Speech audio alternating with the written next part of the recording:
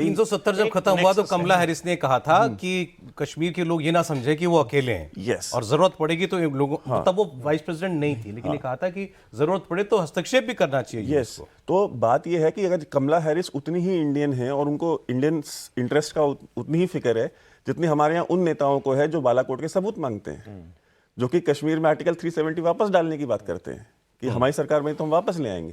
तो जितने वो इंडियन है उतनी वो कमला हैरिस भी इंडियन है।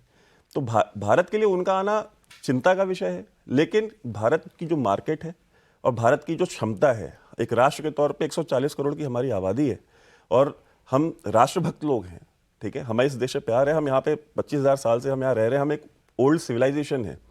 तो हमारे साथ वो जब डील करते हैं तो हमको झुका तो नहीं पाएंगे, जो कि आज तक नहीं। आप किसी मुद्दे पे देख लीजिए, कहते रह गए रूस से तेल मत लो, हम आज तक लेते हैं। कहते रह गए कि तुम चीन के साथ लड़ जाओ, हमने उनके साथ अपने इश्यूज क्लियर कर लिए। S-400 मत लो, हमने वो ले लिया। वो कहते हैं कि भाई जो आपको फाइटर्स चाहिए वो हमसे लो, हम कहते हैं हम आपसे नहीं लेंगे, हम फ्रांस से लेंगे, हम स्वीडन से लेंगे, हम बाकी देशों से लेंगे, हम आपसे भी लेंगे, लेकिन सब कुछ आपसे नहीं लेंगे। और यूएस के साथ मैं कहता हूँ चलिए रिजल्ट कल आ जाएगा या परसों आ जाएगा। पहली बात तो कल परसों में रिजल्ट आ जाएगा ये भी श्योर नहीं है। दुनिया की इतनी बड़ी डेमोक्रेसी है, इस बात की कोई श्योरिटी नहीं कि रिजल्ट आ जाएगा।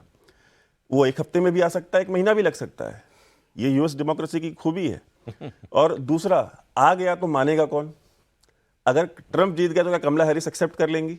और अगर कमला हैरिस जीत गई तो क्या ट्रंप एक्सेप्ट कर? तो कह रहे हैं मुझे 4 साल पहले व्हाइट हाउस नहीं छोड़ना चाहिए था। ये स्टेटमेंट है। तो मतलब अमेरिका जो है वो पाकिस्तान बनता जा रहा है कि रिजल्ट कोई एक्सेप्ट ही नहीं करता। मतलब जीतने वाले को ये समझ में आता मैं जीता कैसे, और हारने वाले को समझ में आता मैं हारा कैसे। आप मोटे तौर पर आपने कहा आधा तो भारतीय जो अपोजिशन है उसमें भी हमारे यहाँ कहते हैं हम इस वर्डिक्ट को एक्सेप्ट नहीं करते। अभी हरियाणा सबसे ताजा उदाहरण है। हाँ।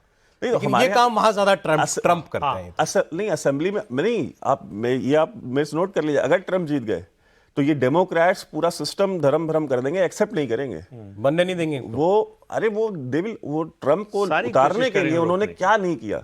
उसके सुप्रीम कोर्ट में केसेस चलाए, महाभियोग का केस चलाया, उसके खिलाफ इम्पीच किया उसको, दुनिया भर का तमाशा किया इन्होंने। मतलब they did not hold back their punches. आपने 2 बातें की आपने कि मोटे तौर पर वैसे तो पॉलिसीज में फर्क नहीं पड़ता दोनों देशों के रिश्तों में, राष्ट्रपति कोई भी आ जाता है, लेकिन फिर भी मतलब हम कंफर्टेबल होंगे ट्रंप के साथ। हाँ, कुछ 2-4 मुद्दे हैं जिनको आप उसके साथ टेबल पे बैठ करके डिस्कस कर सकते हैं। ये तो बिल्कुल रिप्रेजेंटेटिव है उनके। लेकिन बहुत से लोग कह रहे हैं सर कि वो जो उनकी जो इकोनॉमिक पॉलिसीज होंगी वो भारत के इंटरेस्ट से मैच नहीं करेंगी, वो बड़े प्रोटेक्शनिस्ट रिजीम लाना चाहते हैं। जैसा आपने बोला कि भाई आपने बताया मैन्युफैक्चरिंग वापस लेकर के। अच्छा, हम बनना चाहते हैं दुनिया का मैन्युफैक्चरिंग हब, अगर वो सारे मैन्युफैक्चरिंग वापस ले जाएंगे तो हमारा नुकसान। हम सारा सामान बेचना चाहते हैं अपना दूसरे देशों में जाकर के, वो टैरिफ पर हमसे झगड़ना चाहते हैं। एक बार उन्होंने इंडिया को टैरिफ किंग कह दिया था 2019 में, और अभी भी उन्होंने कहा है हार्ड बार्गेनर कहा। हाँ, मोदी को बहुत हार्ड बार्गेनर कहा और कहा कि ये इंडिया के फेवर में झुका हुआ है सारा व्यापार, अभी मैं इसको वापस लेकर के आऊंगा। कौन है दोनों में से फिर बेहतर हमारे लिए? देखिए, ट्रंप आएंगे, प्रेसिडेंट ट्रंप दोबारा आएंगे तो ये इकोनॉमी लेके तो लगना है ही दोनों में झगड़ा, क्योंकि make in India and bring the jobs back, ये तो वो पहले से ही क्लैश कर। ये क्यों उस टाइम में लोगों के दिमाग में नहीं आया कि नेशनलिस्ट वो भी है, नेशनलिस्ट ए भी है। तो ये जो आप बोल रहे हैं ना कि नेशनलिज्म पूरा दुनिया में जो चल रहा है, सबको रिपब्लिकन पार्टी समर्थन, बट रिपब्लिकन पार्टी अब खुद भी तो नेशनलिस्ट हो गया है, ठीक है। तो वो क्या बोल रहा है, अमेरिका फर्स्ट, तो अमेरिका का इकोनॉमिक इंटरेस्ट वो तो फर्स्ट रखेगा ही, बिल्कुल फाइन। तो वो सिर्फ एक चीज आपको ध्यान रखना है, Trump is not, may be he is a big businessman, but वो बिग बिजनेस का वॉइस नहीं है। बिग बिजनेस का वॉइस जॉर्ज डब्ल्यू बुश था, तब तक बिग बिजनेस का चलता था। Trump is the voice of the working class also, specially the white working class, जिससे जॉब्स छीने जा रहे हैं। कहाँ छीने जा रहे हैं? अमेरिका के अंदर छीने जा रहे हैं, अमेरिका के बाहर छीने जा रहे हैं।